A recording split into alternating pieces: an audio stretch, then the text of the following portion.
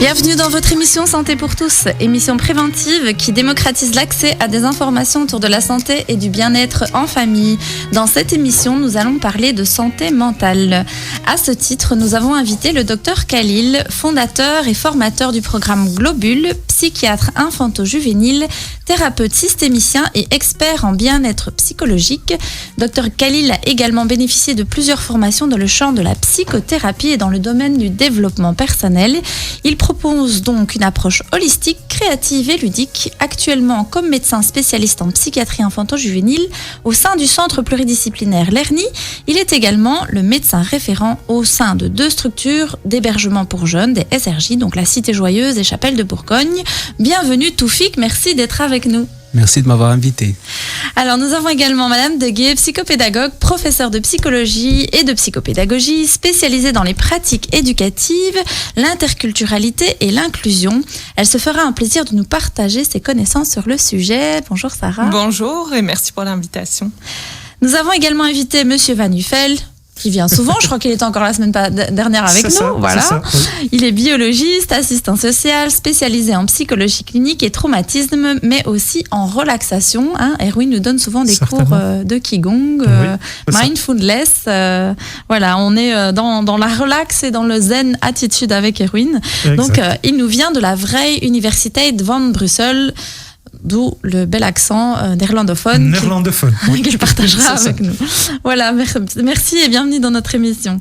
Merci. Alors, l'émission est réalisée en collaboration avec l'espace Santé Famille, situé chaussée de Louvain 51 à Saint-Josse. Vous êtes en direct sur Arabelle FM au 106.8. Nous répondons également à toutes vos questions via la page Facebook de l'émission Santé pour tous. Le contexte particulier dans lequel nous évoluons ces derniers mois, ainsi que les mesures préventives radicales imposées par les autorités, constituent un certain nombre de facteurs anxiogènes mettant à mal une large frange de la population. L'arrêt brutal de la vie sociale, culturelle et économique, l'incertitude financière, sanitaire, pèse sur la population la plus fragilisée au point d'entraîner des états dépressifs plus ou moins graves, des décompensations pour les personnes qui sont parfois psychotiques, voire même menées au suicide, comme nous l'avons entendu et très médiatisé récemment pour la jeune Alison. C'est dans ce contexte un peu particulier que des acteurs de terrain spécialisés en santé mentale interviennent. Et donc aujourd'hui, j'ai invité des acteurs de terrain pour parler un petit peu de santé mentale et dans ce contexte un peu particulier. Alors Monsieur Van Uffel, je vais commencer un peu par vous. Pour nos auditeurs, qu'est-ce que c'est que la santé mentale ? La santé mentale, on a la santé en total. Avant, la santé, c'était surtout se concentrer sur la santé physique. Et donc, quand on avait des problèmes de santé, on allait visiter un médecin. Mais donc, c'est une approche biologique. Maintenant, nous savons que la santé n'est pas seulement biologique, mais il y a bio-psychosocial. Et donc, nous savons que la partie biologique, bien sûr, c'est très important, mais aussi la partie psychologique. Ça, c'est très important aussi. Et en plus, l'aspect social. Et donc, la santé mentale doit travailler sur ces 3 domaines pour être en équilibre. Et donc, la santé mentale, on peut dire que du moment que quelqu'un se sent bien, on peut dire que la personne est en bonne santé mentale. Maintenant, il y a beaucoup de choses qu'on peut faire pour améliorer. Et surtout pendant cette période de Covid, c'est très important parce qu'en général, on pense, on va laver les mains, on fait tout contre le virus au niveau physique, mais nous savons aussi qu'on doit faire quelque chose pour la lutte contre les problèmes mentaux. Aussi. Oui, c'est très important parce que le plus long que ça va durer, le plus de problèmes que nous allons voir. Et donc, il y avait le premier confinement, et donc là, on a vu qu'il y avait des gens qui avaient des problèmes. Surtout des gens qui étaient seuls et qui devaient rester à la maison tout le temps, mais aussi des gens avec des enfants, par exemple, parce que avec le Covid, tout le monde devait rester à la maison. Et donc, les personnes avaient des enfants, mais les enfants devaient rester à la maison pendant des semaines. Et donc, les parents n'étaient pas habitués à ça. En plus, il y a le travail qui est maintenant devenu beaucoup de télétravail. Et donc, avec le télétravail, donc c'est la pression du travail qui vient chez les gens à la maison. Et donc, on peut voir que la santé mentale va souffrir là aussi, parce que les gens ne vont plus faire la distinction entre ce qui est privé et ce qui est travail. Donc, les frontières sont un peu vagues maintenant. À partir de quand on peut dire qu'une personne, au niveau de sa santé mentale, ça ne va pas? Donc, est-ce que c'est quand, justement, il ne réagit plus comme il réagirait d'habitude? Oui, ça, entre autres, on peut voir que il y a des crises. Donc, il y a des gens maintenant qui sont en crise, ça c'est clair. Ça, c'est très évident. Mais il y a des gens qui sont en crise et qui ne réalisent pas. Donc, les gens pensent, oui, je vais encore pouvoir continuer. Mais en effet, la combinaison de la crise sanitaire avec la crise sociale à la maison, la crise psychologique, ça fait que beaucoup de gens sont en train d'aller vers un burn-out. Là, il faut voir si vous êtes plus tendu, si vous avez plus de conflits que normal. En général, c'est comme ça qu'on va le voir. Les gens deviennent plus agressifs ou les gens vont se retirer un peu plus. Ils n'ont plus envie de faire des activités qu'ils faisaient avant. Et donc, ce sont deux mécanismes qu'on voit souvent. Et donc, si vous êtes en couple, vous allez remarquer qu'il y a beaucoup plus de conflits. Si vous êtes seul, en général, vous allez remarquer que vous ne faites plus les activités que vous avez fait avant. Donc, par exemple, sortir, faire des jeux en ligne ou quelque chose comme ça. Ou, de l'autre côté, les jeux en ligne, c'est peut-être un mauvais exemple parce qu'il y a des gens qui vont se perdre là-dedans. Oui. Mais les activités que les gens faisaient normalement pour se sentir bien, ça va diminuer. Ça, c'est un signal très important que les personnes ne se sentent pas bien. Okay. Et donc, c'est très important de regarder, est-ce qu'il y a un changement dans mon comportement ou dans le comportement de mon partenaire ou de mes enfants. Donc, ça, c'est très important. Et donc, ça, c'est quelque chose que tout le monde doit... Il faut rester attentif, en fait. Très attentif, oui. Madame Deguet, vous enseignez la psychologie, donc il s'agit d'une science qui est parfois pas trop connue par certaines personnes. D'autres sont un peu réticents par rapport à cette science. Donc, on entend souvent les psychologues, c'est pour les fous. Comment est-ce qu'on pourrait expliquer à nos éditeurs, finalement, le rôle du psychologue, et particulièrement en cette période de crise ? Alors, il y a différents éléments qui ont été donnés finalement. Ce que j'aimerais préciser en premier lieu, c'est qu'il n'existe pas un psychologue, mais des psychologues. Et en fonction des spécialisations, le rôle peut être divers.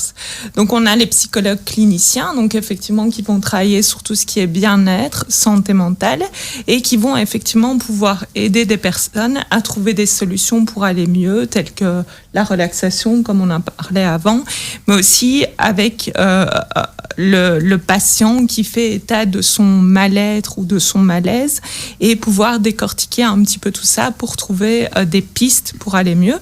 Alors, les psychosociologues sont tout à fait importants aussi pour le moment. Donc, ces psychologues qui sont spécialisés dans tout ce qui est dynamique de groupe, dans les rapports de groupe, et qui finalement, à l'heure actuelle, pensent la crise et la manière dont on peut la vivre en groupe, mais qui vont aussi, par exemple, se pencher sur toutes les croyances qui sont véhiculées à propos de la crise. Et en l'occurrence, particulièrement, on a pour le moment tout ce qui est théorie du complot, qui refait surface, etc. Et donc, on a de belles analyses qui sont écrites par ceux-ci.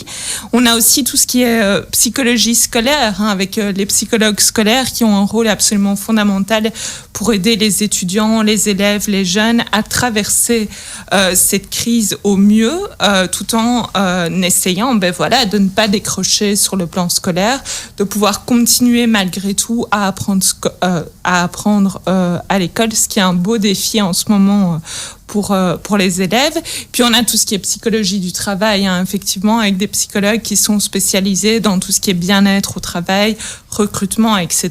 et qui sans doute agissent au sein des entreprises pour pouvoir aider les travailleurs à vivre au mieux cette période et à trouver d'autres outils peut-être et à continuer à faire fonctionner malgré tout certaines entreprises avec toutes les certitudes qu'on a au sein de certaines professions. Est-ce qu'on va perdre son travail ou pas?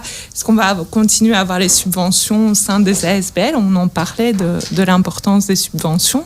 Et donc finalement, tous ces spécialistes ont des rôles qui sont différents, mais qui sont chaque fois axés autour du bien-être, mais aussi qui ont pour rôle de penser, en faisant un pas de côté, cette période très particulière que nous vivons. Oui, donc on voit que les psychologues sont sur tous les fronts. Tout à fait. En tout cas, en cette période. Et ils doivent l'être au vu du rôle essentiel. Oui, ça c'est clair. Docteur Khalil, vous travaillez avec des enfants, des ados. Alors, quelle va être la fonction donc, du pédopsychiatre et quand est-ce qu'on va faire appel à vos services tout simplement?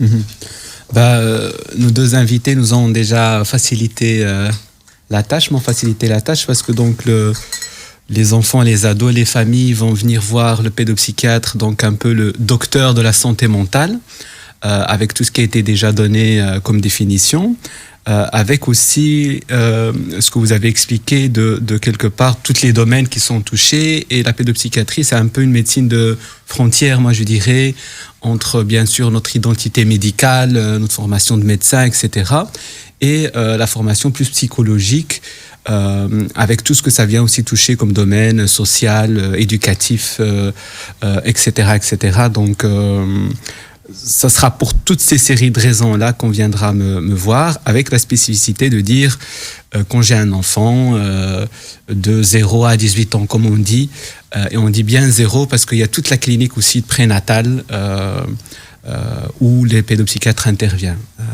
Pour les auditeurs, prénatal, c'est avant que le bébé naisse, donc c'est voilà, dans le ventre de la maman. Et oui, les psys interviennent aussi dans le ventre de la maman, enfin quand le bébé est dans le ventre de la maman, pour préparer la venue du bébé et pour que la maman, son bien-être compte aussi sur le bien-être de l'enfant finalement qui est là dans son ventre. Maintenant, c'est prouvé scientifiquement que le bien-être de la maman dépend aussi du bien-être du bébé. Donc voilà. Tout à fait.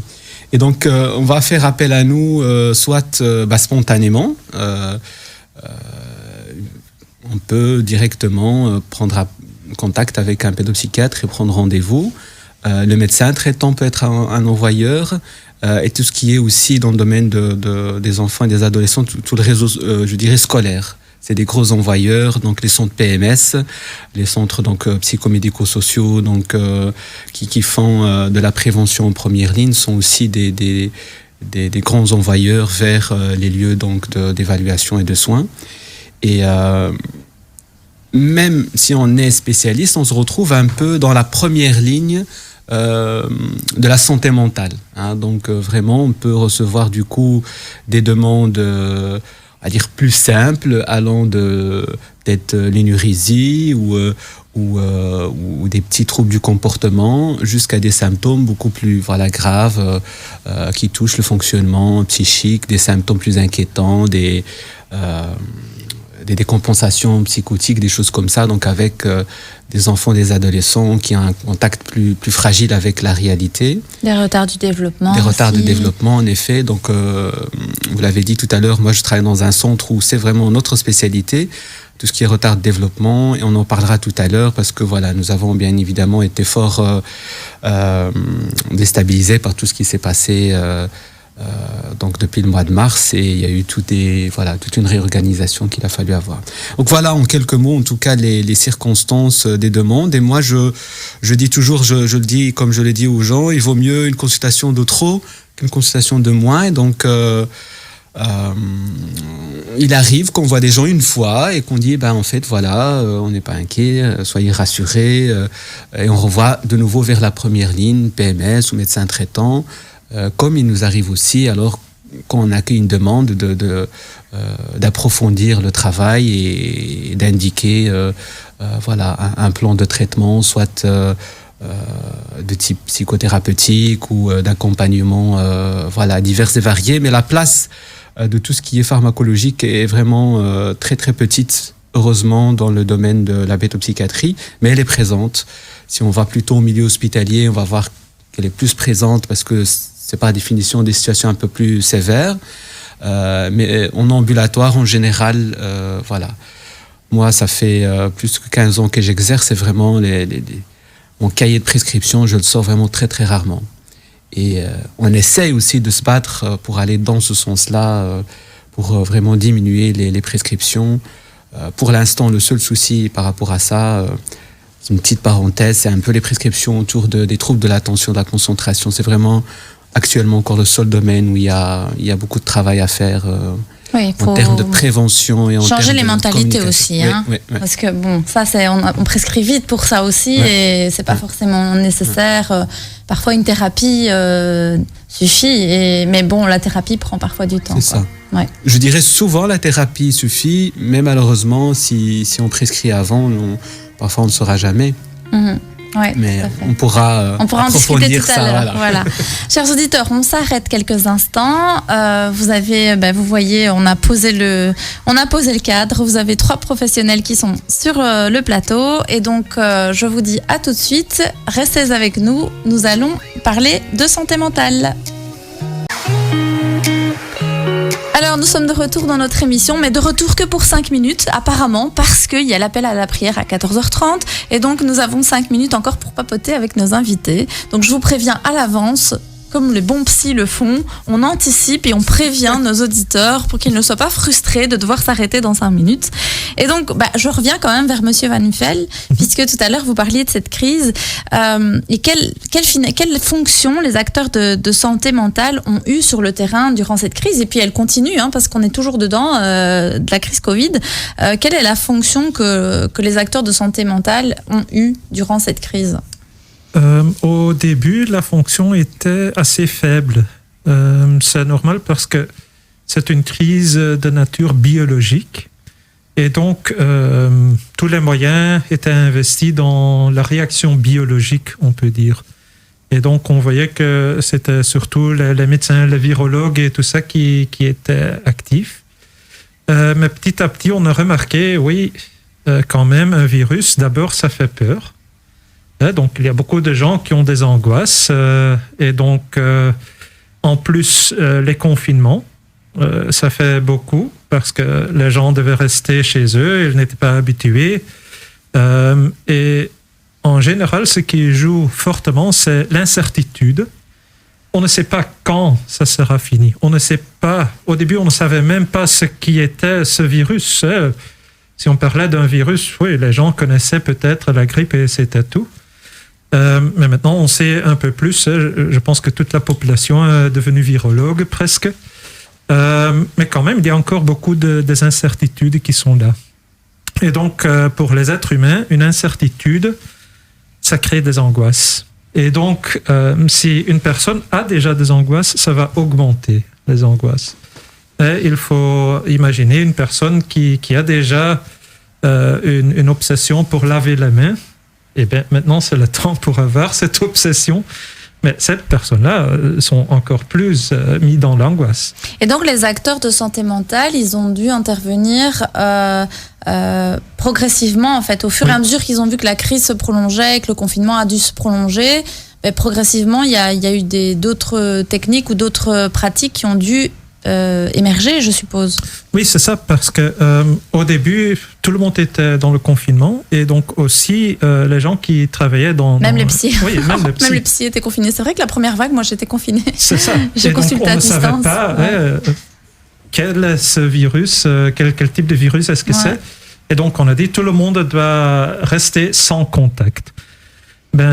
Il y avait des psychologues qui ont pris l'initiative de faire quand même des contacts par l'écran, des contacts à distance, ce qui est une bonne chose, mais on a vu aussi que ça ne peut pas remplacer tout pour tout le monde. Et donc, comme ça, on a remarqué, peut-être c'est bien qu'il y a encore les psychologues qui consultent physiquement. Et donc, maintenant, c'est possible que vous allez voir un psychologue physiquement. Et pour la deuxième vague, ils nous ont laissé, on peut rester, on peut continuer à consulter c'est un peu aussi, donc la première vague, on parlait seulement de la biologie. Mais à la deuxième vague, on a remarqué, il y a aussi la psychologie.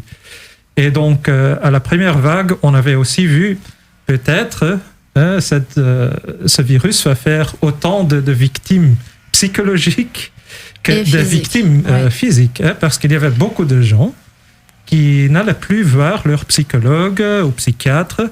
Et donc, c'est un peu pour toute la santé. Ils n'allaient plus voir leur oncologue non plus. Donc, tous les traitements étaient un peu supprimés. Maintenant, on sait qu'on doit continuer avec tous les traitements. Pas seulement le traitement pour le cancer, mais aussi le traitement psychologique.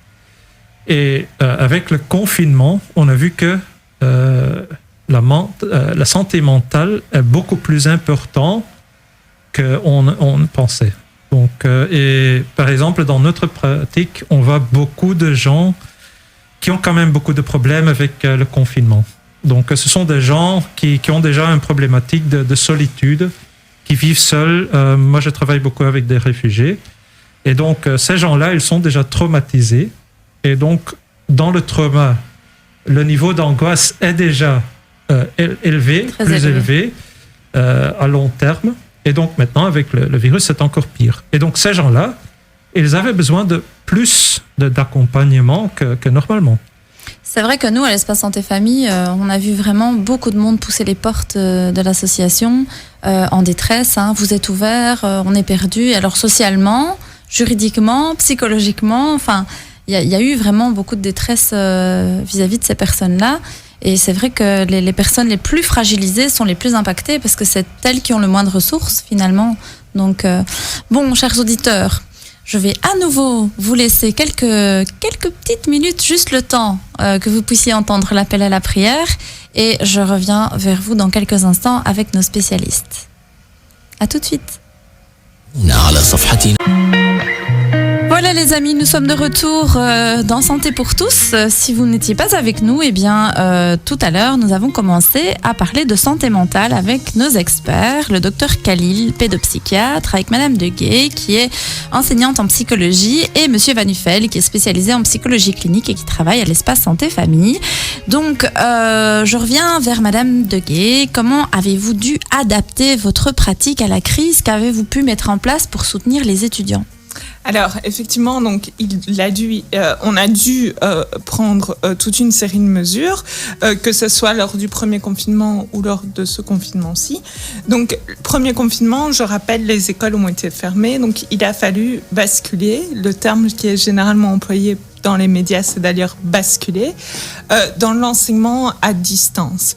Et donc, cet enseignement à distance recouvre plusieurs choses. Ça peut être de l'enseignement en ligne via une plateforme ou l'autre, mais ça peut être aussi demander aux élèves de faire une série de travaux, de prendre connaissance d'une série d'articles ou de divers supports. Ça peut passer vraiment par divers médias.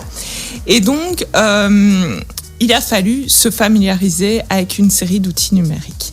Alors ça, pour bon nombre d'enseignants, ça a été une belle découverte, j'en fais partie. Enfin, belle, qui a été déstabilisante au vu de l'incertitude, et j'ai noté ce mot incertitude que je vais d'ailleurs reprendre. Et donc, voilà, les enseignants ont dû s'adapter réellement. Lors du premier confinement, on a dû le faire du jour au lendemain. Donc, ça a été source de stress, source effectivement d'incertitude, de déstabilisation. Lors de ce confinement-ci, je dois dire que j'ai le sentiment qu'une série d'enseignants sont plus à l'aise. Pourquoi ? Parce qu'on est passé par là, on a pu découvrir une série d'outils et adapter finalement nos pratiques. Maintenant, ce qu'il faudrait peut-être rappeler, c'est que les enseignants, pour la plupart d'entre nous, nous n'avons pas été formés pour donner cours comme ça. Et donc, ça revient remettre en question une série de balises, de cadres qu'on avait, etc. Et donc, en ce qui me concerne, précisément en ce qui concerne ma pratique et à titre d'illustration, donc je donne cours principalement à des adultes. J'ai également quelques heures où je donne cours à des adolescents. Et donc, dans l'enseignement pour adultes, effectivement, on fonctionne comme ça, via une série de plateformes, etc. Les grands adolescents sont actuellement à 50% à l'école et à 50% à distance. Et donc là, effectivement, tout le plus gros de la matière, quelque part, passe par l'enseignement en classe, et ils ont une série de travaux, de travaux, mais aussi de projets éventuellement à construire à la maison. Ouais. Et du coup, pour leur santé mentale à eux et la vôtre, la santé mentale des enseignants, elle en a pris un coup aussi. Ah oui, c'est sûr. Je dois dire que en ce qui me concerne, la première période n'a pas du tout été facile. Ça remettait en question. Je me sentais pas à l'aise. Étant donné que j'enseigne depuis quelques années, j'avais acquis plus de confiance dans ma pratique, finalement, comme on peut acquérir au fil des années. Et la première partie, le premier confinement, je me suis dit, mais moi, en fait, c'est pas ce que je veux faire dans ma vie. Donner cours devant un ordinateur, juste recevoir des travaux et les envoyer, c'est très froid finalement. Une partie du travail d'enseignant passe par tout ce contact avec les apprenants, passe par la gestion de la classe, par de la création de dynamique de groupe, etc. Personnellement, j'organise beaucoup de projets avec mes étudiants, beaucoup de visites à l'extérieur. J'ai fort heureusement la possibilité de le faire en temps normal. Mais là, finalement, tout ce qui faisait que le matin, j'étais contente d'aller travailler parce qu'il y avait un nouveau projet, on allait voir une nouvelle association, on allait visiter quelque chose, etc. Eh bien, tout ça, je ne l'avais plus. Et donc, je me suis dit, mais moi, c'est pas ce que je veux faire de ma vie, finalement. En tout cas, sur le plan professionnel, bien entendu. Et donc, là, à l'heure actuelle, le fait d'apprendre à maîtriser quelques outils, le fait de pouvoir créer, par exemple, des jeux en ligne, du coup, ça permet, à titre personnel, je le vis mieux, et j'ai l'impression que pour bon nombre de mes collègues, c'est le cas. Moi, j'ai un collègue, quand même, qui m'a fait rire. Il avait snappé, c'est un prof, donc il est prof dans le secondaire. Il avait snappé une photo, donc il était en train de changer la couche de son bébé à côté de son PC. Il était en réunion avec la direction et avec ses collègues. Et alors il fait une photo, il dit on donne cours à distance les gars. Et voilà ma réalité. J'ai un bébé, je suis en train de changer la couche et en même temps je dois suivre une réunion avec l'équipe. Et donc clairement il y a eu des enseignants qui ont été mis aussi en difficulté. Le travail à domicile, c'est aussi un sacré enjeu au niveau de la santé mentale, quoi, parce que bosser avec les gosses qui crient autour, qui courent dans tous les sens, et comme tu dis, travailler devant un ordi et plus devant des humains, finalement, c'est pas humain de bosser devant un ordi. C'est vrai que c'est un sacré enjeu aussi au niveau du bien-être et de la santé mentale. J'avais un collègue aussi, je sais pas si je peux le citer, Mehmet, je te cite parce que j'avais bien aimé ton post Facebook qui donne cours aussi. Il a dit, j'ai donné mon dernier cours sur le bien-être au travail dans des conditions chaotiques. Et donc il dit, c'est fou parce que ça rend complètement, ça rend aussi schizophrénique, quoi. Tu dois donner des cours sur le bien-être au travail et toi-même t'es dans des conditions de travail qui sont pas adaptées à la situation. Donc voilà. Bien sûr, mais moi je donne toute une série de cours, mais parmi les cours que je donne, il y a de la communication, donc je fais de la communication à distance via un ordinateur, et je donne aussi un cours de méthodologie du travail en équipe. Voilà. Donc je suis censée faire travailler mes étudiants en équipe, et ils sont tous mais à distance, et tout en sachant une des réalités qu'il y a aussi, c'est que finalement, on est parfois dépourvu face à certains publics qui sont très fragilisés, qui sont parfois en reprise d'études, après une scolarité chaotique, etc. Et qui donc, eux-mêmes, par exemple, ne se débrouillent pas très bien avec les outils informatiques. J'ai une ancienne collègue qui me disait hier, justement, qu'elle a dû apprendre à ses élèves à la manipulation pour envoyer une pièce jointe. Donc on est vraiment presque au niveau de l'alphabétisation quelque part de l'informatique. Ce qui se passe aussi, c'est qu'on a une série parfois dans certaines écoles d'étudiants qui ont une absence d'ordinateur, ou bien il y a un ordinateur pour toute la famille, enfants compris, et donc tout ça est très compliqué. Les discriminations, l'accès à l'éducation, à l'instruction, forcément est mis à mal à partir du moment où on doit passer par des outils qui nécessitent une série de compétences qui ne sont pas forcément apprises dans le cursus, et qui en plus de ça nécessitent d'avoir du matériel, et du matériel en suffisance pour tous les membres de la famille. Ce qu'il faudrait peut-être ajouter à ce propos, c'est qu'il y a une aide pour vraiment des personnes qui ont des très bas revenus, qui ils peuvent passer par le CPS pour demander de l'argent, une enveloppe pour investir. Pour acheter un PC, oui, j'ai entendu ça récemment. Mais c'est vrai que, comme on disait tout à l'heure, c'est les personnes les plus fragilisées qui sont le plus mises à mal dans cette crise. Et vous, Dr Khalil, avez-vous dû adapter aussi votre pratique au contexte sanitaire ? Oui, évidemment. Donc, comme tout le monde, on a été surpris par... on va dire la rapidité de la mise en place du premier confinement. Un peu comme tout le monde, du jour au lendemain, il a fallu arrêter de travailler. Donc, on n'a pas pu anticiper les choses. Travaillant dans une équipe pluridisciplinaire, la difficulté, c'est que on n'était pas tous soumis aux mêmes règles parce que tout ce qui était consultation médicale pouvait encore continuer. Mais alors ça changeait tous les repères parce qu'il y a tout des prises en charge doubles, toutes des choses qui étaient liées à la présence des autres collègues et donc il y a eu des périodes un peu de cafouillage, on va dire. Voilà, il y a des gens qui viennent et des gens qui viennent pas.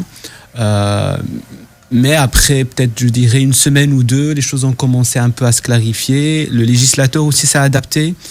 Et donc, les psychiatres ont été, avec les oncologues, parmi les premiers à bénéficier de codes de téléconsultation. Donc, vous disiez tout à l'heure l'importance de la santé mentale qui n'a pas été vue dès le départ.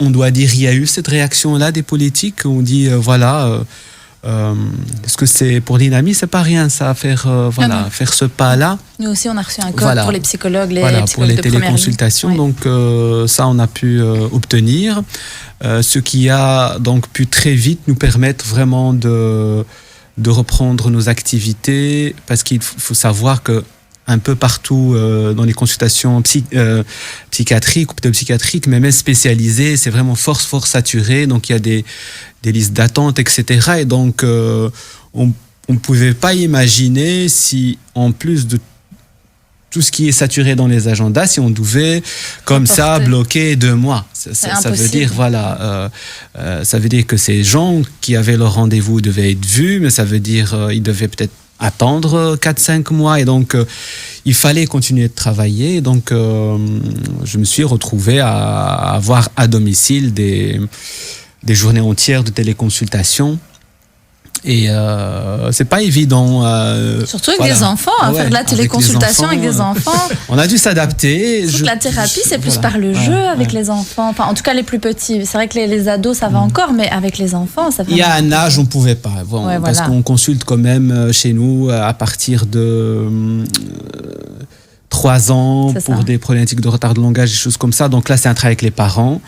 Et ça, c'est une forme d'adaptation qu'on a eue où quand même beaucoup de suivis ont basculé un peu en mode guidance parentale, soutien à la famille, un peu prendre le temps de réfléchir avec eux, à essayer un minimum d'organiser la journée, avoir un rituel, parler, exprimer leur ressenti, un peu débriefer, comme on dit, avec les gens. Donc beaucoup de travail de cet ordre-là, sachant que premier confinement, c'était à un moment donné vraiment des gens qui ne sortent pas de chez eux, avec vraiment au début même une confusion autour est-ce qu'on peut sortir, pas sortir. Donc je clarifiais un peu ça avec beaucoup de familles pour aussi tout simplement leur dire ce qui était permis. Je dirais, si le législateur dit vous pouvez sortir, je vois pas pourquoi les gens s'imposent encore et donc j'invitais beaucoup de gens à reprendre des rituels de marche. Les enfants peuvent surtout avec les enfants, on circuler sortir, à vélo, faire la trottinette. Oui, on peut pas prendre le ballon et aller au parc à côté parce que alors ça faisait tout de suite match de foot et ça la police intervient, mais tout ce qui était balade, vélo, trottinette était permis et c'était le printemps, donc ça c'était le grand avantage qu'on avait à ce moment-là. D'ailleurs, en termes d'adaptation, je me suis même retrouvé à faire des consultations en plein air parce que, comme j'ai dit, comme vous avez dit tout à l'heure, je suis médecin référent de 2 structures d'hébergement. Et ça, c'était le grand chamboulement dans ces lieux, peut-être très peu connus par le grand public, mais pour un peu schématiser, des internats spécialisés où sont placés des enfants qui ont des grosses problématiques au niveau familial, placés par des juges, placés par le SAJ, ou un placement aussi privé à la demande des parents. Et ils se retrouvaient quand même privés d'école, privés de leur famille, ont basculé dans un mode de fonctionnement où un éducateur restait, je dirais, 24 heures, au lieu qu'il a un horaire, on va dire, plus classique. Donc il y avait des éducateurs qui pouvaient rester, par exemple, 3-4 jours d'affilée. Donc quelque part, pour leur famille aussi, il n'est plus là pendant 3-4 jours, il fallait aussi se le permettre. Et moi, voilà, donc on a beaucoup applaudi les soignants, il fallait, mais je trouvais qu'il y avait aussi toute une série de personnes qui étaient en première ligne, qu'il faut applaudir, et les éducateurs en font partie. À leur risque aussi, péril, parce qu'on ne peut pas, en prenant en charge 20 enfants, commencer à se dire garde tes distances, ou c'est les câlins, c'est le toucher, c'est ceci, c'est cela. Et donc, ils étaient exposés, ils n'avaient pas le choix, c'est le risque du métier. Avec, si vous vous rappelez, à ce moment-là, quand même 0 matériel de protection, plus de masque disponible, plus rien. Et donc ça, il a fallu s'adapter. Donc c'était le printemps. Dans ces internats-là, il y avait des consultations dans les jardins, des concertations aussi avec les équipes dehors, et aussi la téléconsultation, bien évidemment. On a eu notre dose de Zoom, de Skype, de WhatsApp. On dit à des experts. Et puis, très vite, heureusement, il y a eu aussi des logiciels médicaux un peu plus sécurisés, mais malheureusement pas aussi performants. Et donc, on a jonglé entre tout ça pour essayer quand même de s'adapter. Et ça va, franchement, voilà. On prend le rythme. Voilà, on prend le rythme, et on a même gardé... je dirais, il y a des familles... Actuellement, c'est encore permis, et j'espère encore sur du long terme. Il y a des familles où la téléconsultation, c'est un vrai outil de travail. C'est plus simple pour eux. Et il y a vraiment ce côté, ils sont chez eux, ils nous montrent leur maison. C'est parfois la première fois qu'on découvre la maison, que l'enfant nous montre sa chambre, tout fier, comme ça. Et voilà, il a fallu s'adapter. Et on va dire que globalement, on a limité la casse, si j'ose dire. Maintenant, tout est dans la durée. Si ça dure trop longtemps, si on n'a pas le matériel, si on n'a pas l'ordinateur, si on n'a pas si éventuellement les parents doivent continuer à travailler, il y a toute une série de situations, c'est très compliqué. Oui, les conséquences peuvent être quand même néfastes sur du long terme. C'est-à-dire qu'on a pu s'adapter, mais il y a quand même un mais. Restons prudents, parce que à moyen terme, c'est quand même pas évident. Mais c'est vrai que, donc voilà, finalement, aussi, les acteurs de santé mentale, ils ont dû aussi être très présents durant cette période. On le voit dans différents domaines. Et bon, voilà, je sais aussi que il y avait une plateforme qui s'était développée pour soutenir les soignants, les infirmières qui faisaient des burn-out, les médecins, etc., qui étaient en première ligne, et les familles. Clairement, enfin, ici, on doit essayer de comprendre que ces acteurs-là, ils ont aussi un rôle à jouer. Moi, je me souviens qu'on avait reçu comme injonction, ne fermez pas, parce que il ne faut pas saturer la deuxième ligne. Donc, on nous disait, continuez les consultations de première ligne, parce que sinon, c'est la deuxième ligne qui va ramasser, c'est-à-dire que les hôpitaux vont saturer. Et donc, on nous demandait de quand même faire des consultations en première ligne et de ne pas stopper. Donc, c'est vrai que ça a été une période quand même pas mal difficile.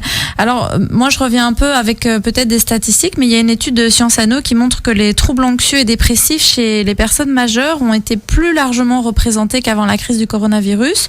Donc, 8% des personnes de plus de 18 ans ont indiqué qu'elles avaient sérieusement même pensé à mettre fin à leur vie au cours des 3 derniers mois. 0,4% ont tenté de le faire. Donc certaines personnes ont tenté de se suicider, et il y a quand même 8% des personnes qui disent qu'elles veulent le faire, enfin qu'elles pensent réellement à le faire. Donc on voit quand même que ces questions de suicide, on a vu, ça a été fort médiatisé. Bon, après, en tant que psy, on sait que le suicide vient aussi de certaines fragilités qui appartiennent à la personne, et que c'est pas que le coronavirus qui fait qu'on va passer à l'acte, bien évidemment, mais il y a quand même une augmentation de symptômes d'angoisse et de dépression depuis le début du coronavirus.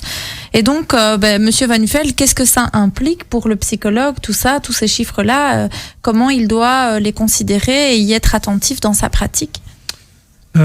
Oui, premièrement, c'est que nous devons regarder les personnes que nous avons déjà dans la consultation et continuer à faire des consultations, donc ne pas rompre tout d'un coup, parce que le confinement, c'était en effet ça.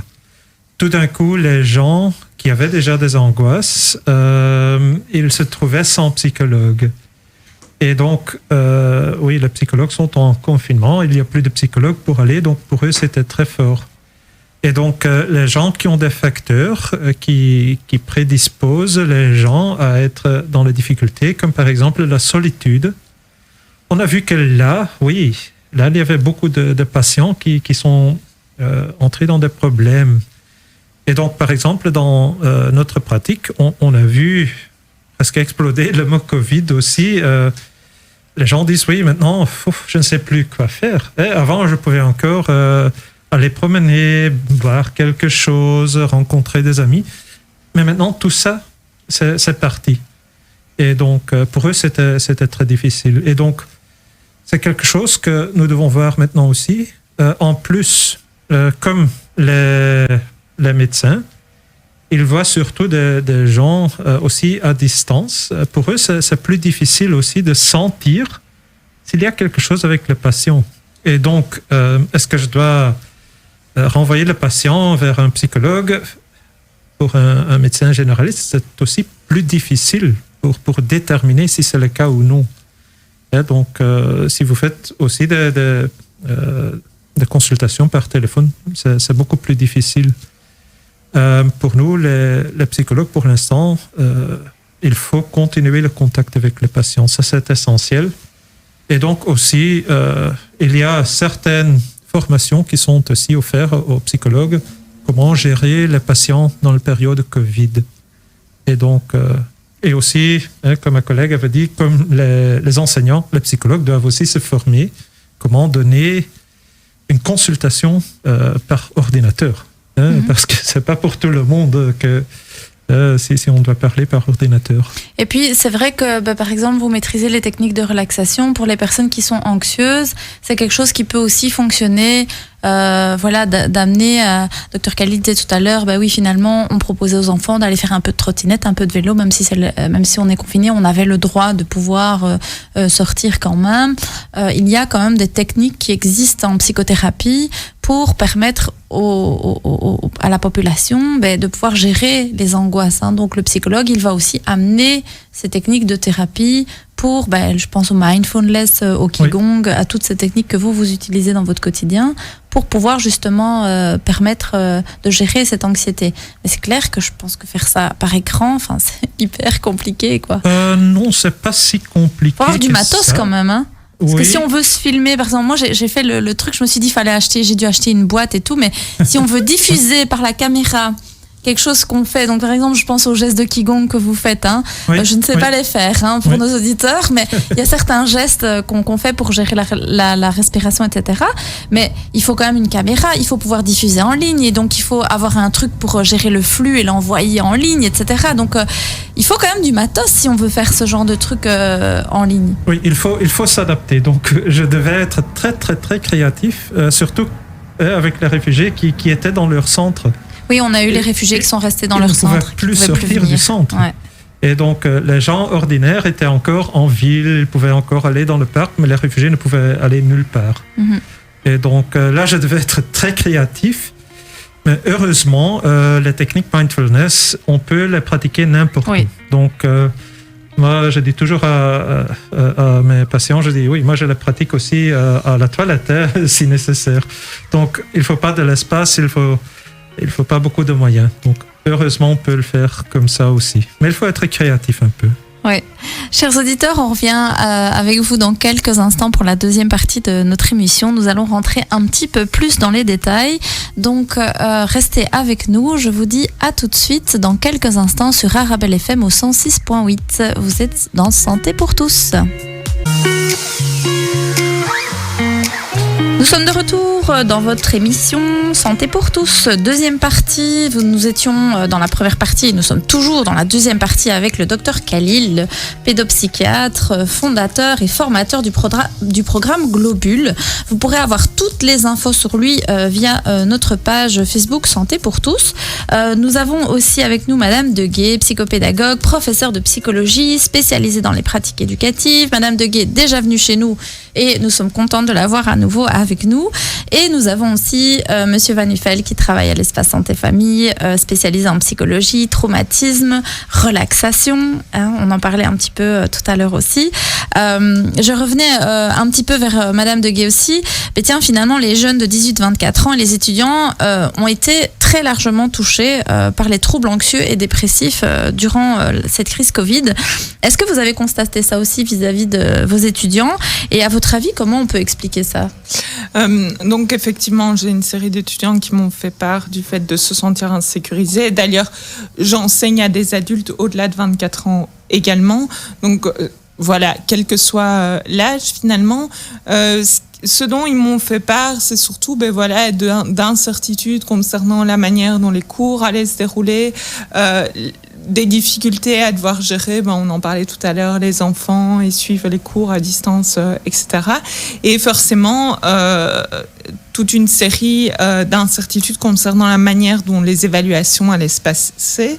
Et on peut comprendre que pour des apprenants, c'est ce qui permet finalement de valider une année scolaire. Et donc, le fait qu'en tant qu'enseignant, on doive changer nos modalités d'évaluation et on a besoin de temps pour réfléchir à comment changer ces modalités d'évaluation, ça c'est quelque chose qui les tracasse fortement, en tout cas pour les témoignages que j'ai eus.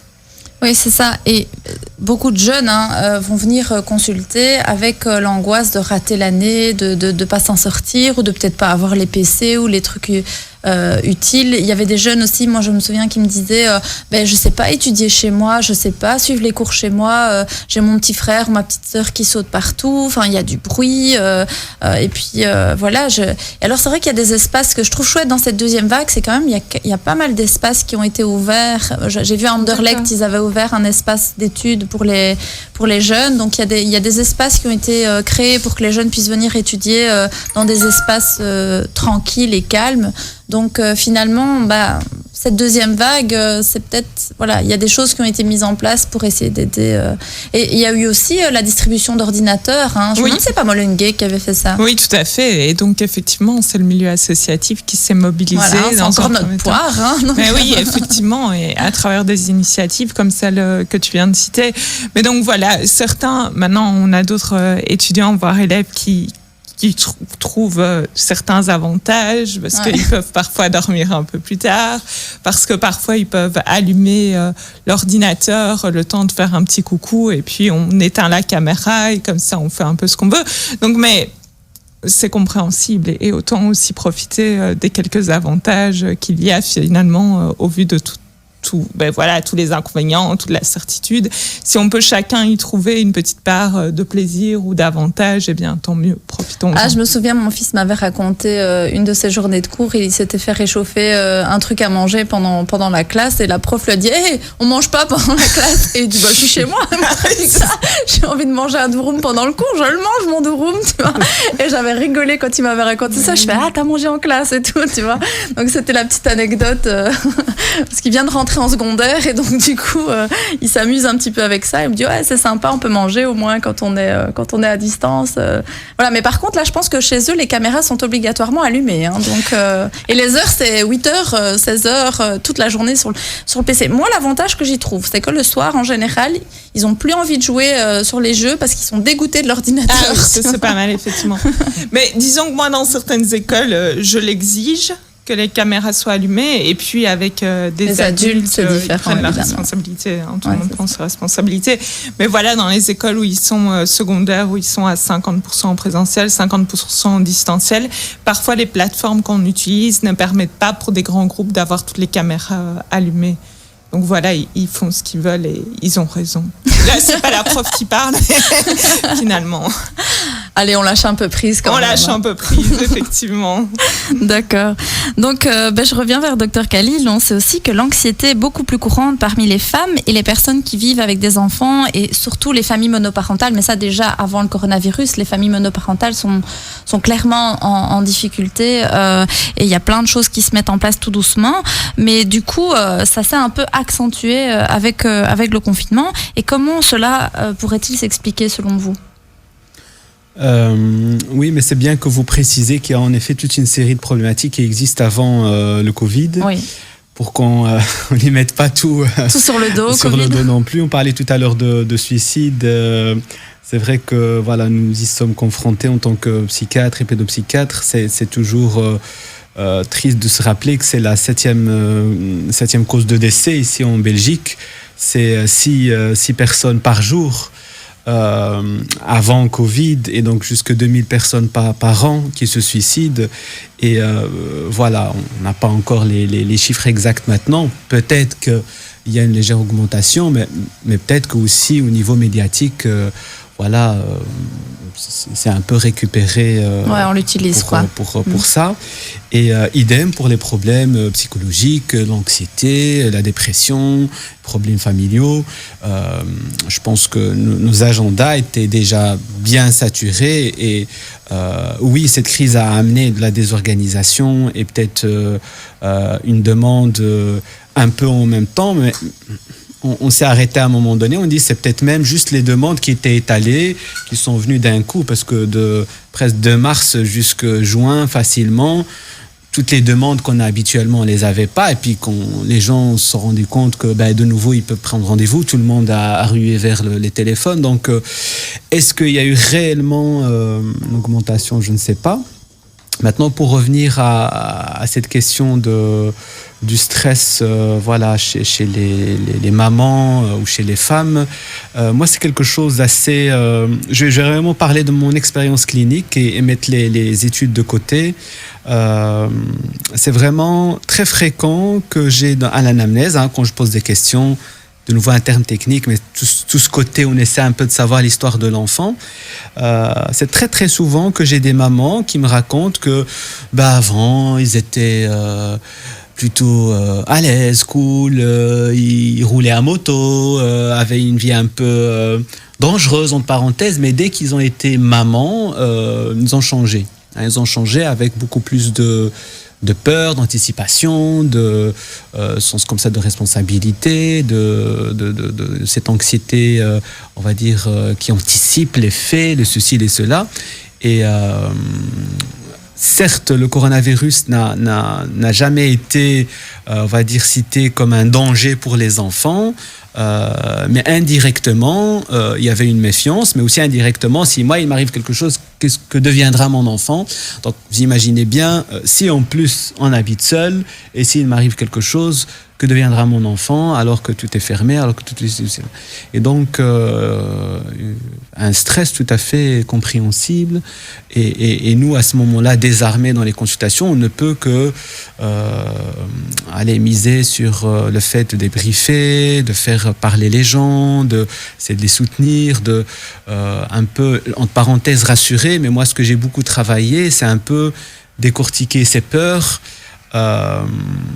Voilà, c'est peut-être un jeu un peu de chiffres, mais c'est ramener un peu toute cette crise à l'acceptation de la mort. Parce que oui, il y a beaucoup de gens qui meurent en même temps, mais à titre personnel, c'est le même risque.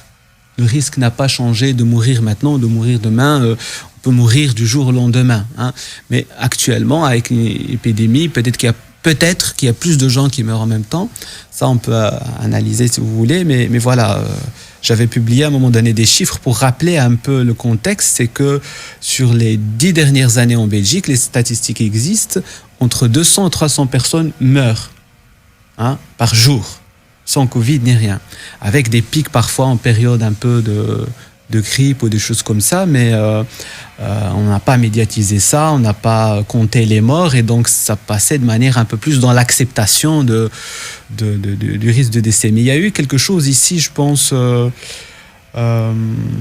que le politique n'a certainement pas voulu, mais qui fait partie un peu des effets secondaires de vouloir un peu faire peur aux gens pour qu'ils restent chez eux, pour qu'ils respectent les règles.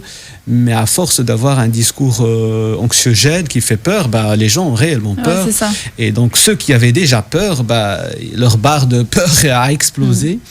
Et donc on essayait un peu de reprendre ça en entretien, en thérapie, mais avec les peu de moyens qu'on a, on n'est pas... Bon, c'est pas que ce qui est compliqué aussi, parce qu'on a utilisé plusieurs fois ce mot, mais c'est l'incertitude. C'est-à-dire qu'avec le coronavirus, on ne sait pas à quoi s'attendre, on ne sait pas vers quoi spécialement on va, même s'il y a des chiffres, il y a des virologues, parfois qui se disputent même entre eux sur les plateaux et tout. Donc du coup, c'est ce point d'interrogation finalement qui crée encore plus de l'angoisse, parce que par rapport aux maladies communes, on sait qu'il peut y avoir des traitements, on sait qu'une personne qui a tel ou tel type de problématique, peut-être aller vers la mort, etc. Mais là, on ne sait pas. On dit que, on suspecte que, etc. Mais cette incertitude peut être extrêmement inconfortable dans la gestion de l'anxiété. Enfin, je ne sais pas ce que vous en pensez. Tout à fait. Il y avait l'incertitude de combien de temps ça va durer le confinement. Encore maintenant, est-ce que ça va être prolongé? Est-ce que ceci, est-ce que cela? Mais de nouveau, dans le cadre d'un entretien, certainement pas sur un plateau de radio, mais dans le cadre d'un entretien, qu'on a les bases, etc., d'analyse de la confiance, on peut même ramener cette incertitude à quelque chose de plus commun aussi. Il y a toujours une incertitude autour de tout. On croit connaître, le cancer, mais chaque cas est unique, chaque cancer est unique, chaque maladie est unique. Et il y a toujours une incertitude autour d'un accident. Qui sait en glissant sur les escaliers ce qu'il peut avoir comme type de dégâts ou de blessures. Donc, on peut parfois, ça fait partie des approches thérapeutiques, un peu d'aller jusqu'au bout de la peur, ce qui adhérait, etc. Mais voilà, ça ne peut se faire que rationalisant quelque part, ça permet à la personne de se dire, mais oui, mais concrètement, c'est vrai que on le suit jusqu'au bout de la porte, la peur. Là, on regarde un petit peu jusqu'où elle va, cette peur, et qu'est-ce qu'elle cache derrière. Et souvent, ça cache, on ouvre d'autres portes et on se rend compte que ces peurs cachent d'autres peurs ou d'autres peut-être traumatismes ou d'autres choses que la personne a vécues dans son histoire à elle. C'est ça. Donc rationaliser sans minimiser, sans banaliser. Ça, c'est pour finir, quoi. Ok. Je voulais aussi demander à Monsieur Van Nuffel, mais du coup, pourquoi les personnes qui vivent en couple, parce que vous nous avez déjà parlé la semaine passée, on a fait une émission sur la sexualité et sur la thérapie de couple, etc. C'était super intéressant. Par contre, on a fait le buzz avec cette émission. Certains n'étaient pas contents, certains étaient très contents, mais du coup, on a parlé pas mal de cette hormone d'attachement, l'ocytocine, et on a vu qu'il y avait ici, Sciences & Nos a publié des chiffres qui disaient mais justement que les gens qui sont en couple présentent moins d'affects dépressifs et d'anxiété. Alors, est-ce que c'est à cause de cette fameuse hormone d'attachement ou c'est entre autres, il n'y a jamais une cause, mais on voit que scientifiquement, en général, être en couple, ça protège. Donc, ça veut dire que pour la situation psychologique d'une personne... Ça dépend pour qui, moi je dis. C'est ça, je dis en général. Et donc, ça a déjà été prouvé scientifiquement depuis longtemps que être marié, c'est quelque chose qui protège pour la santé mentale.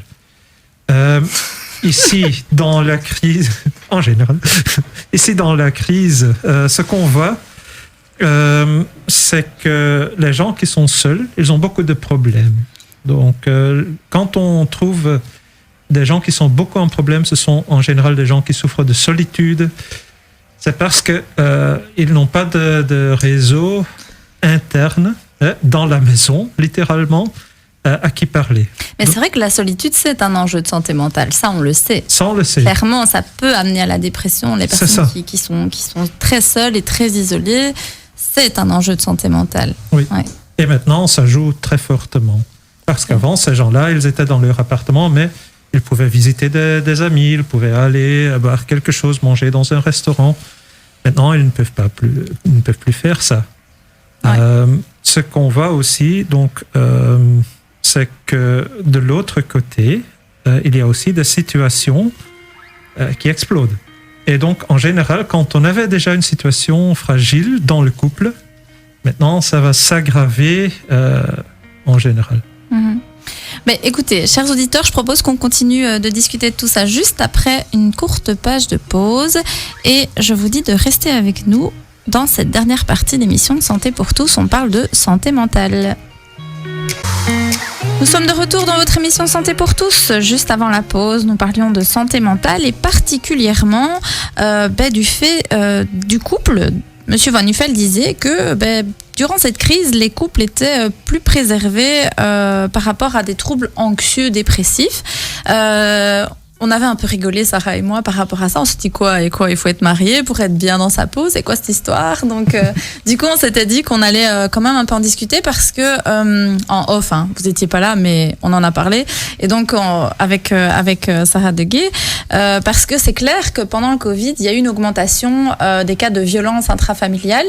Et c'est vrai que Sarah nous disait, mais il y a déjà une manière, par rapport à la place de l'homme dans la famille, etc., qui est pas facile au quotidien, le combat de la femme de pouvoir travailler, gérer des enfants, gérer un foyer, etc., n'est pas toujours évident au quotidien.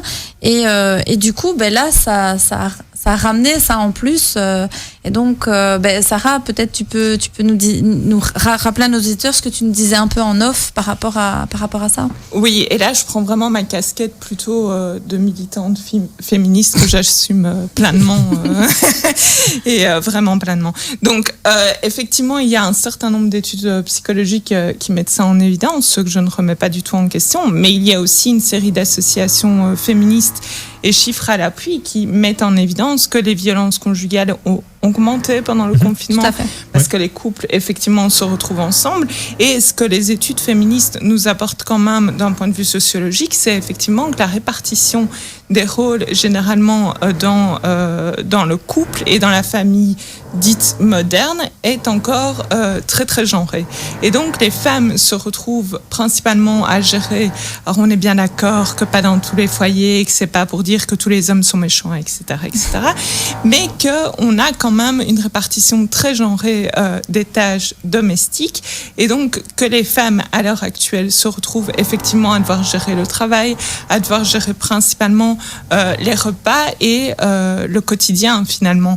Et donc c'est pour ça que je souriais à ces études effectivement qui disent qu'être en couple est un facteur de protection de la santé mentale, mais voilà, n'oublions pas quand même tous ces cas. Et c'est plutôt être en couple, mais de quelle manière on est en couple? Oui, c'est ça, tout à fait. Et quelles sont nos représentations par rapport au couple aussi, le jugement qu'on peut porter sur sa propre vie de couple.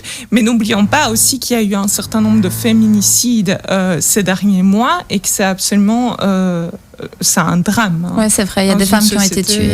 Mais oui. Ouais, et qui ne pouvaient pas forcément effectivement avoir cet espace de soupape où elles allaient à l'extérieur, où elles voyaient des amis, etc., qui se sont retrouvées réellement cloîtrées à la maison avec un conjoint violent. Et rappelons aussi que la violence ne passe pas uniquement par la violence physique, qu'il y a d'autres formes de violence. Donc voilà, je pense que c'était une nuance. Ce que je disais aussi donc en off, c'est que clairement, nous, on est des professionnels de la santé mentale. Ça veut dire quoi? Ça veut dire que quand les gens viennent nous voir, c'est quand ça va pas. Et quand ils nous appellent, c'est quand ça va pas forcément. Mais il y a toute une population autour qui va bien. Et donc, c'est pour ça que clairement, il y a eu des féminicides, clairement, il y a eu des choses qui ne vont pas. Mais il y a plein de couples qui vont bien aussi, heureusement pour nous. Heureusement, et donc, voilà. Mais c'est clair qu'il y a plein de choses qui doivent encore changer. Je partage pas mal de points de vue avec toi sur ce sujet-là. On demande aux femmes de travailler et on leur demande aussi d'assumer souvent toutes les tâches du foyer. Et ça, toute culture confondue. Et donc, je pense que c'est vraiment important de pouvoir rappeler qu'on vit dans une société où, justement, on se partage les choses ensemble, on travaille tous les deux et on se partage ensemble les tâches à la maison. L'éducation des enfants aussi se fait à deux. Mais ça, c'est plein de choses, ça mériterait toute une émission, je pense, Bien de pouvoir parler de ça. Mais clairement, oui, on a vu aussi qu'il y avait un nombre important de gros conflits intrafamiliaux, et d'ailleurs qui ont poussé la porte chez nous, puisque nous, on est thérapeutes familiaux et thérapeutes de couple. Moi, j'ai eu pas mal de thérapies de couple durant cette période, et je pense que ce que j'ai trouvé quand même positif, c'est qu'ils venaient demander de l'aide. Oui. C'est-à-dire qu'on n'était pas dans des choses où ça a peut-être pu déborder, mais ils se sont dit, bon là, on va aller voir un professionnel de la santé mentale parce qu'il faut qu'on ait de l'aide pour notre couple, pour que notre couple survive à tout ça. Parce que c'est aussi un événement pas évident à gérer pour un couple, ceci. Est-ce que, Dr Khalil, vous avez remarqué peut-être une augmentation des demandes de consultation pédopsychiatrique? Est-ce que, par exemple, la quarantaine, l'isolement, etc., ça peut être traumatisant pour un enfant? Est-ce qu'on peut observer, par exemple, des PTSD, des stress post-traumatiques chez l'enfant liés à ces conditions voilà. Alors, comme j'ai dit tout à l'heure, il y a vraiment beaucoup de phénomènes qui rentrent en jeu, et les consultations en santé mentale sont saturées de nature, et donc avec ce qu'il y a eu comme arrêt d'activité, reprise, c'est difficile comme ça de sortir des chiffres, mais l'OMS par contre lui a eu le temps depuis tout ça à faire des études, et les constats sont par contre clairs au niveau belge et international que il y a eu donc des conséquences sur la santé mentale, et du coup toute une série donc de nouvelles demandes qui naît du Covid, et toutes des situations comme ça qui étaient limites, qui décompensent durant le Covid, mais qui malheureusement je pense, n'ont pas la possibilité d'être pris en charge, en plus de tous les anciens patients qui décompensent, etc. Parce que partout, il faut attendre. Maintenant, en termes de traumatisme et de syndrome post-traumatique, de nouveau, si on va être strict au niveau clinique, etc., là, ça va être un peu plus délicat. Maintenant, si on s'adresse au grand public et ce repère-là d'être un peu traumatisé, il me semble important de différencier qu'il y a des événements, selon moi, qui vont être choquants, marquants, déstabilisants, mais qui vont pas être forcément quelque chose qui va provoquer un syndrome post-traumatique. Par exemple, on résiste souvent au milieu hospitalier où fait un peu de psychiatriser les deuils. On va nous appeler tout de suite lorsque, par exemple, il y a un décès, surtout en maternité, une maman qui vient accoucher, et puis on se rend compte qu'on doit lui annoncer que, on dit, c'est choquant, mais c'est normal. Ah oui. Voilà, on reste disponible, on reste au besoin. Il faut voir aussi les antécédents de la personne. Si c'est quelqu'un sans antécédents, etc., il ne va pas forcément être traumatisé. De nouveau, je pense que dans le contexte du Covid, chez des personnes avec une santé mentale plutôt, je dirais, en bon état. Et ça, je peux très vite développer un peu la notion d'immunité psychique que j'ai un peu, peut-être pas inventé, mais que j'ai un peu, vraiment identifié dans mon approche. Justement, durant cette crise de Covid-là, c'est de se dire qu'il y a la santé mentale dont on a parlé tout à l'heure, qu'il y a, on va dire, la santé physique. On sait, parce que c'est depuis des années qu'on a cette éducation-là et toutes des infos comment peut-être être en bonne santé physique, mais on sait moins comment être en bonne santé mentale. Et surtout cette notion de un peu d'immunité. Il faut avoir une bonne immunité pour résister au Covid. Et heureusement qu'il y a une forte sensibilisation maintenant parallèle, pas forcément, je dirais, massive, politique, mais parallèle. Si on cherche l'info, on la trouve. Comment bien manger pour renforcer son immunité, comment justement continuer à faire du sport pour garder une bonne immunité.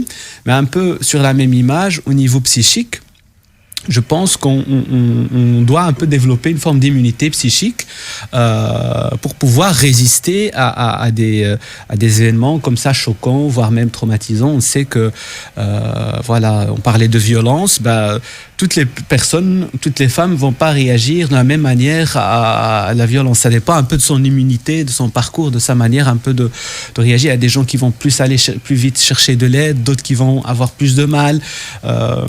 Et donc, comment on va développer cette immunité psychique? Ça, c'est un peu la question. Et c'est, selon moi, ce qui manque vraiment dans notre éducation, dans notre système d'enseignement classique à l'école. On n'apprend pas des choses comme ça qui vont nous servir dans la vie. Aussi fou que ça peut paraître, l'alimentation n'est pas vraiment enseignée. Les meilleurs vont peut-être se rappeler de la pyramide alimentaire, mais ils vont pas pouvoir dire dans quel aliment il y a quoi, quand manger, comment manger. Même, je dirais, on dit l'eau c'est la vie. Beaucoup de gens, quand on reprend combien il faut boire, etc. S'il boit déjà un peu d'eau, c'est bien s'il n'est pas remplacé par le coca.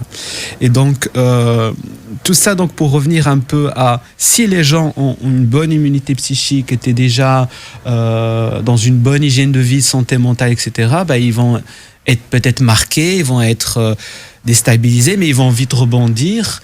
J'ai même eu des familles qui ont profité de cette période, ils se sont installés, ils sont refait une petite santé, et ils ont joué avec leurs enfants, ils se sont apaisés.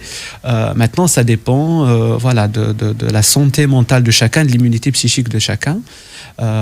Et quand vous disiez, c'est vrai pour nos auditeurs, mais quand vous dites c'est normal, par exemple après un deuil, d'être dans un certain état, donc c'est le fait d'avoir des symptômes, le fait d'être triste, le fait d'y penser, d'avoir parfois même l'impression de voir la personne qui est décédée, etc.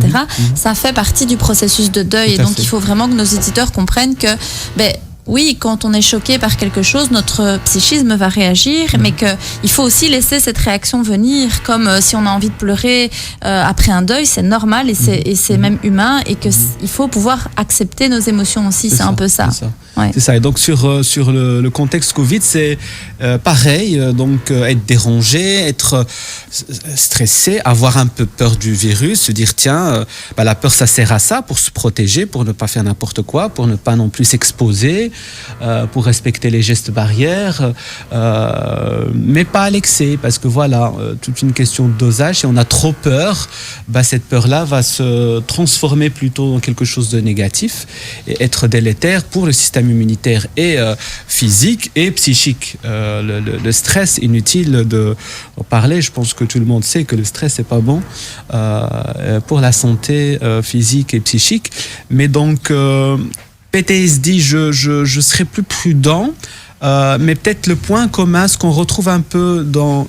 Les gens commencent maintenant à publier, c'est un peu ce terme-là sort d'un article, un peu la psychiatrie de guerre ou la psychologie de guerre, parce que c'est des termes qui sont utilisés dans certains pays. Mais c'était sur ça que je m'étais basée dans la Macron question. a parlé de guerre, on est en guerre, etc. Et donc ça fait un peu, il faut vite rentrer dans les bunkers et on va nous exploser. Donc, et alors le point, c'est un peu ce côté, avoir l'impression de perdre le contrôle de sa vie. Donc ça, c'est un peu quelque chose que certains auteurs relient au syndrome post-traumatique. Et donc ça, on peut retrouver, mais il y a moins le côté... un Covid qui t'attaque comme ça derrière et qui te massacre. Maintenant, je serais plus prudent, et ça, c'est pas des situations que j'ai pris en charge par rapport à des personnes qui sortent des soins intensifs, qui sortent d'infections Covid. Donc il y a, on en a parlé pas très longtemps aussi à la presse, on a rappelé qu'il y a des syndromes post-soins intensifs parce que c'est une forme de traumatisme. On est là, on est intubé, et actuellement, vu l'importance de la pandémie, tout ce côté soins, on a peur, et puis on a entouré que de personnes quasi masquées d'en bas jusqu'en haut, pas de contact physique, pas de visite, pas de soucis. Donc là, oui, cette clinique-là, on pourrait peut-être retrouver des gens... J'avais lu une étude, en fait, qui avait été faite suite à la grippe H1N1 et des personnes, mais comme tu dis, des personnes qui ont été plutôt victimes, du coup, ou qui ont eu dans leur entourage une victime. Alors à ce moment-là, il y a plus de stress. Mais je pense à ça aussi, c'est parce qu'on a été faire des animations dans des écoles avec l'espace santé famille. Donc on est parti avec 2-3 psychologues, sensibiliser un peu à ces questions-là au niveau psychique, mais comment les enfants se sentent, quelles sont leurs peurs, etc. Et on a été surpris de voir ce que les enfants nous ramenaient par rapport à de grosses peurs que eux pourraient tuer leurs grands-parents. C'est-à-dire que si c'est moi qui véhicule le virus, je peux tuer mes grands-parents et dont certains, les grands-parents étaient décédés du Covid, etc., pensaient que c'était eux qui l'avaient transmis. Donc il y a quand même des choses très, très trash qu'on peut entendre de certains enfants, des peurs aussi liées à l'incertitude, etc. Et je pense que l'idée de rationaliser est pas mal. Mais c'est vrai que, on ne sait pas encore trop surtout. Je pense que c'est l'avenir qui nous le dira un peu comment ça va évoluer. Moi, je pensais aussi, Madame Deguet, je reviens vers vous, mais je pensais aussi à ces petits bouts de choux là qui rentrent à l'école seulement maintenant. Moi, j'en ai un qui est rentré en septembre. Heureusement pour moi, il est rentré en septembre. Il n'est pas rentré là maintenant, mais il a des copains qui rentrent à l'école juste maintenant là et code rouge, on peut pas faire de familiarisation, on peut pas voir le professeur, on peut pas lui parler, et donc on te dépose à l'entrée, tu vas avec des étrangers, tu connais personne, et tu te retrouves là. C'est quand même une sacrée déchirure, quoi. Bien sûr. C'est violent, quoi. Bien sûr, ça peut être violent. Et effectivement, on va pouvoir proposer quand même toute une série de trucs et astuces. Par exemple, l'objet transitionnel, le doudou, qui a toute sa place à l'école maternelle également. Une série de rituels qu'on pourra instaurer. Lire des histoires avec les enfants pour raconter, pour expliquer finalement c'est quoi. Et c'est quoi l'école ? C'est quoi l'école, effectivement. Qu'est-ce qui va se passer ? Le fait de, bien sûr, les parents reviennent chercher après la journée. Et pourquoi pas commencer à faire connaissance avec l'enseignant via un écran interposé pour qu'au moins l'enfant voit qu'il y a un contact et que le parent aussi soit rassuré. Bah oui. Parce que finalement, il faut aussi rassurer les parents quand on dépose comme ça un tout petit à l'école maternelle. Si l'enfant n'est pas rassuré, si le parent n'est pas rassuré, l'enfant ne le sera pas non plus. Hein. Bien sûr. On en parlera tout à l'heure avec Dr Khalil de ça aussi, du lien entre un parent et son enfant. On va s'arrêter quelques instants. Chers auditeurs, pour cette dernière partie de l'émission, restez avec nous. On a encore quelques sujets à traiter avec nos invités. Je vous dis à tout de suite. Voilà, dernière ligne droite pour cette émission Santé pour tous. On parlait de santé mentale avec nos spécialistes. Mais juste avant la pause, justement, Madame Deguet nous parlait des petits rituels qu'on pouvait avoir pour aider les enfants à rentrer à l'école parce que c'était vraiment pas facile. Hein. Certains explorent l'école pour la première fois durant cette période et pas de contact, rien du tout. Et on avait terminé par dire que finalement... si on rassure les parents, l'enfant sera rassuré aussi. Et je me retourne à nouveau vers Dr Khalil, mais est-ce que ça c'est vrai aussi du fait que si un parent est très anxieux, on peut retrouver par exemple dans notre pratique clinique des parents extrêmement anxieux qui vont avoir très très peur du Covid, qui vont désinfecter 10 fois, mettre les gants, etc. Est-ce que ça peut, si un parent ne va pas bien, avoir un impact sur la santé mentale de l'enfant ? Pour rester un peu dans les termes du jour, je pense que oui, l'anxiété, c'est contagieux. L'image un peu type, c'est, une maman qui marche avec son enfant, lui donne la main et un chien passe. Si la maman sursaute, elle a peur, l'enfant, il va pleurer aussi, il va avoir peur. Ou un enfant qui tombe et sa maman ou son papa... a peur, l'enfant va avoir peur aussi. L'enfant va tomber, va tout de suite regarder un peu la figure parentale pour un peu savoir quoi faire. Et donc, oui, je crains malheureusement que ça soit contagieux. Maintenant, c'est juste une idée un peu une image pour simplifier.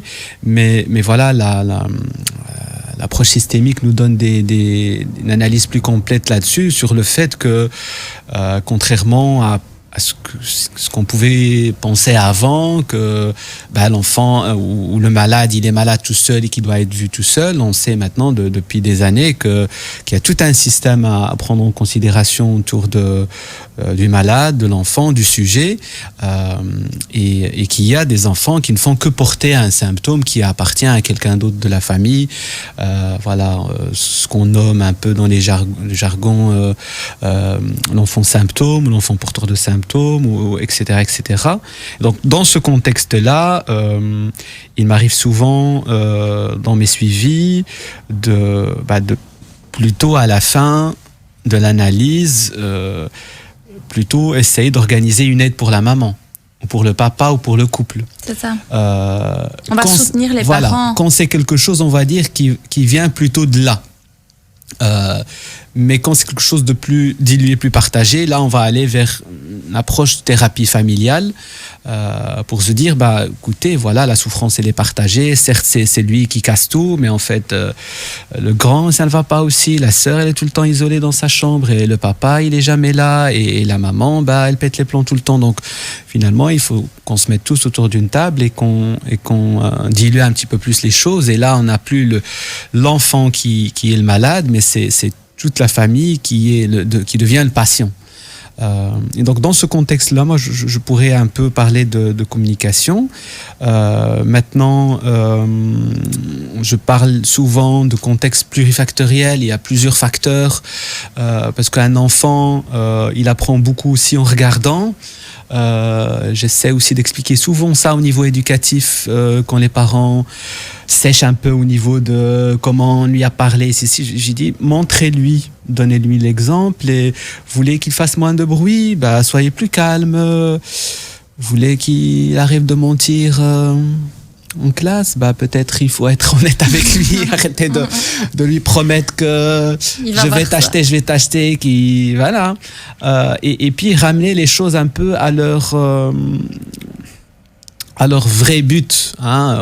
J'essaie toujours un peu, j'utilise pas mal l'humour aussi dans le travail avec les familles. Je dis, voilà, si tu travailles bien, que tu as des bons points, ça serait quoi ta récompense? Alors, un peu une question piège, ouais, PS, ceci, cela.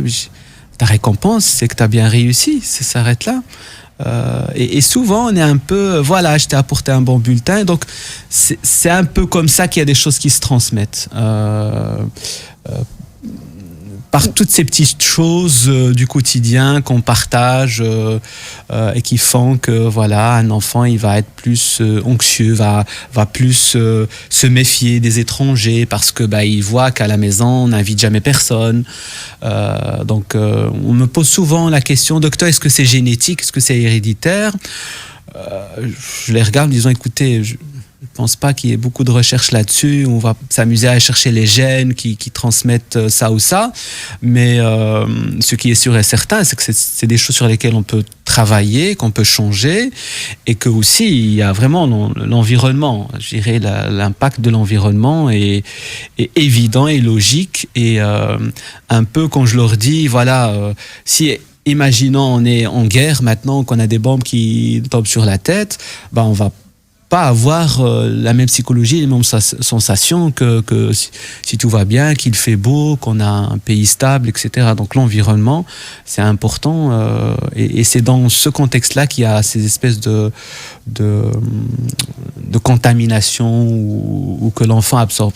Alors, dernier point aussi, ce que j'ai dit souvent, c'est que l'enfant, c'est comme une éponge, il va absorber un peu ce qu'il y a autour de lui. Voilà, je cite des exemples cliniques, parfois qu'on consulte pour un enfant de 4 ans qui fait des colères, qui est difficile, qui a des sauts d'humeur, etc. Certes, il y a des petites choses à travailler avec lui, mais le gros du travail avec les parents, et on va trouver que la maman, elle en peut plus depuis 4 ans, qu'elle n'a plus de vie, que ceci, que cela, et qu'elle aussi, elle a des sauts d'humeur, qu'elle aussi, elle en... Alors, voilà, c'est pas contagieux, mais ça communique, c'est... Oui, clairement, il y a un lien. De toute façon, on est imprimé aussi par notre environnement et par ce qu'on ressent. D'ailleurs, je voulais aussi revenir vers Madame Deguet. Finalement, la santé mentale, est-ce que c'est un enjeu majeur pour le vivre ensemble, pour devenir un citoyen qui vit dans une société? Est-ce que selon vous, c'est un enjeu majeur et que finalement, les parents et les adultes qui entourent l'enfance ont aussi tout ce rôle de former ce futur petit citoyen du monde, quelque part? Oui, bien sûr, effectivement, et d'ailleurs c'est une des missions de l'école obligatoire. C'est évident que les parents ont un rôle majeur aussi par rapport à ça. Et le lien que je ferai certainement avec la santé mentale et le vivre ensemble, c'est l'idée que pour pouvoir vivre ensemble, il faut pouvoir faire du lien. Or, on peut aller vers l'autre lorsque l'on se sent soi-même suffisamment bien et suffisamment sécurisé finalement que pour oser aller vers l'autre. Et donc effectivement, toute cette période qu'on connaît, qui est vraiment très particulière, remet ça en jeu forcément. Et donc il y a quand même une série de choses qui ont été faites pour voilà, travailler ce vivre ensemble. Il y a une série de très chouettes initiatives qui ont vu le jour, des initiatives pour apporter des repas aux personnes les plus précarisées, des initiatives pour venir en aide aux personnes sans papier également. Et tout ça, finalement, ça permet de faire du vivre ensemble. On a l'impression qu'on aide l'autre en faisant ça, mais finalement, on s'aide soi-même aussi parce qu'on apporte du sens à sa vie et parce qu'on se réalise aussi à travers l'autre, l'aide que l'on peut apporter aux autres. Donc ça me semble absolument fondamental. Dans certaines écoles, il y a des projets qui sont créés, des projets de solidarité envers les élèves qui sont absents pour l'une raison ou l'autre, mais la plupart beaucoup d'absences forcément ont lieu pour le moment pour cause de confinement. Et donc voilà, pouvoir se dire que l'on crée une communauté éducative, que ce soit en présentiel, mais qu'elle peut quand même se poursuivre en distanciel. C'est un moyen de pouvoir vivre ensemble. C'est une forme d'éducation à la citoyenneté aussi. Finalement, l'école, c'est une mini-organisation, quelque part une mini-société. Et donc, je pense à titre personnel que voilà, ça vaut tout à fait la peine d'être investi par les éducateurs au sens large. C'est ça. Merci. Et c'est tout à fait vrai. C'est hyper important pour. L'enfant, c'est aussi le petit bout qui va être la personne qui accompagnera les autres plus tard. Donc c'est vraiment important. Je voulais aussi revenir vers Monsieur Van Nuffel. Finalement, comment on pourrait dire que le psychologue a une place essentielle aussi dans la continuité des soins, parce que finalement on a vu que les psychologues avaient été là sur différents domaines. On a vu aussi que pas mal de soignants, donc d'infirmiers, de médecins, etc., ont bénéficié de soins psychologiques justement parce que cette période était très difficile pour eux aussi. Et quelque part, comment doit-on comprendre l'importance des interventions psychologiques dans la continuité des soins ? Avec cette période, c'était très important. Au début, on n'avait pas fait trop. Donc on s'est concentré sur le virus même. Maintenant, on sait que c'est très important, surtout avec la charge qui est là pour les professionnels. Donc on sait que les médecins qui travaillent dans les hôpitaux, les infirmières, ce sont aussi des êtres humains. Et ils peuvent aussi souffrir du stress et des autres choses. Et donc c'est important que nous sommes disponibles pour les aider aussi dans cette période. Donc, et continuer l'aide. Et surtout l'aide physique, donc avoir des consultations, ça c'est très important. Parce l'aide physique, tu veux dire l'aide en présentiel? Oui, en présence, oui. Oui, c'est ça. Ouais. Donc être là, présent dans nos bureaux et que c'est possible. Mm-hmm.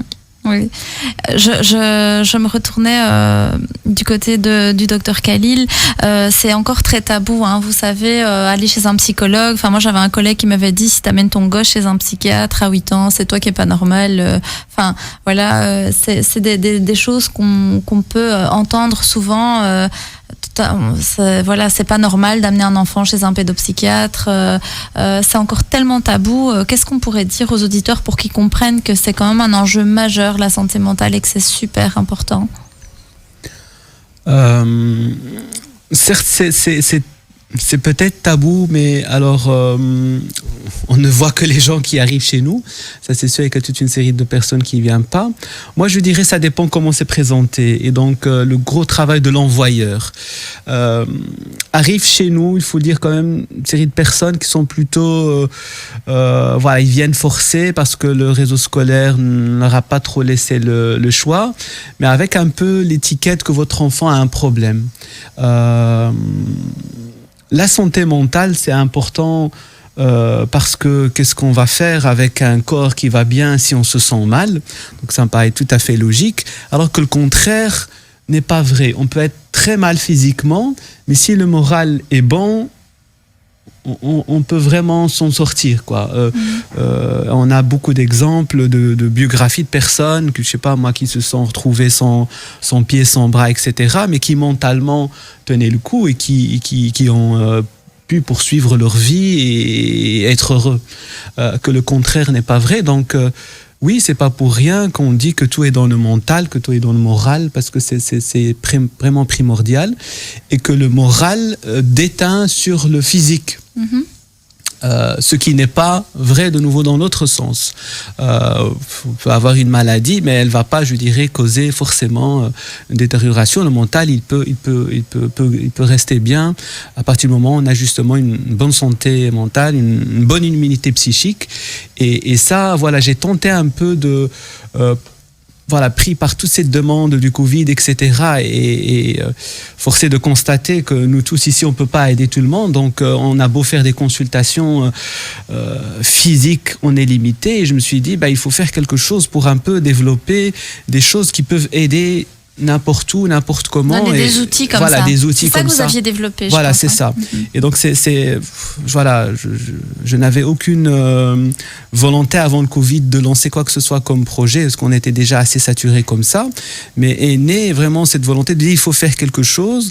Et donc, ça prend du temps, mais ce que j'ai fait, c'est vraiment essayer d'amener tout ce qui me semble vraiment utile et nécessaire pour avoir une bonne santé mentale, une bonne immunité psychique.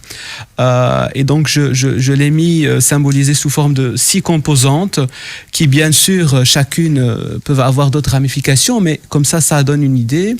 Il me semble que le travail autour de l'estime de soi, autour de la confiance en soi, de ce qu'on est, au-delà de juste dire il faut avoir confiance, c'est se connaître est vraiment la base. Et autour de ça, il y a l'outil de la méditation qui va nous permettre de se connaître, mais qui est un outil lui-même. Et là-dedans, on peut, je dirais, trouver et citer plusieurs approches, mais c'est méditer, c'est avoir cette connaissance-là, il faut s'arrêter, il faut réfléchir, il faut prendre conscience, il faut se relaxer. Donc ça me paraît vraiment un outil très important. Et puis, amener un peu la notion de l'énergie, parce qu'on mange, il faut avoir de l'énergie, on va entreprendre, on va avoir du courage, mais c'est de l'énergie physique, c'est de l'énergie psychique. Et là-dedans, par exemple, derrière l'énergie, on va parler de l'alimentation, on va parler du sport, on va parler de toute une série de choses qui va nous donner l'énergie, parce que c'est cette énergie qui est essentielle pour entreprendre, pour faire toute une série de choses, et qui va justement nous permettre de, entre parenthèses, réussir notre vie, parce que c'est important aussi de réussir pour se sentir bien. Si, je sais pas moi, on n'arrive à rien réussir, à pas apprendre, notamment pour les enfants, l'apprentissage c'est important, réussir des choses, réussir à apprendre une langue, réussir des projets, ça fait du bien, donc ça installe tout un schéma positif. Et là, il y a toutes des choses à apprendre aussi pour réussir, comment on se fixe des objectifs, c'est quoi l'objectif de la vie, etc.